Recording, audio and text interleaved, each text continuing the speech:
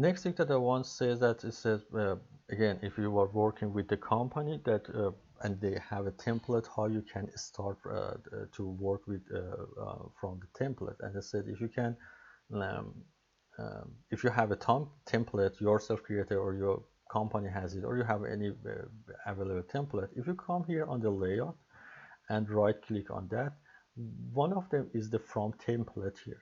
So if you click on the template, it usually opens and asks you where's your template, and you can select a template if you have one. So AutoCAD by default has these four as a sample, so you can choose them to see how they actually look like. So if you click on each of them, it's gonna show it here, that you can see how it's gonna look like. So for example, I'm gonna just select this one and open it.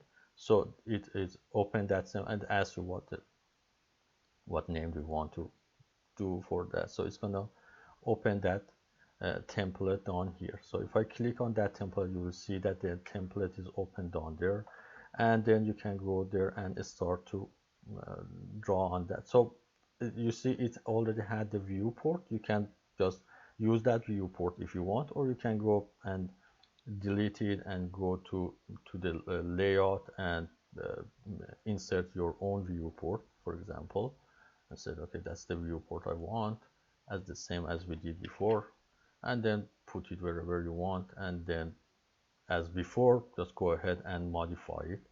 And you can, if you zoom here, you will see it already has some of the things that you need to fill out. So you can go ahead and fill out the title block in a way that you want to do that. So here also has some information up there. So this is also another way of doing that. So you can open the template, import what your viewport, and then, as I said, you can start to work with your viewport. So for example, here I go ahead, I unlock the viewport I just imported, press enter, and then double click on that, and for example said, okay, I don't want the grid one, I want it to be as a solid, uh,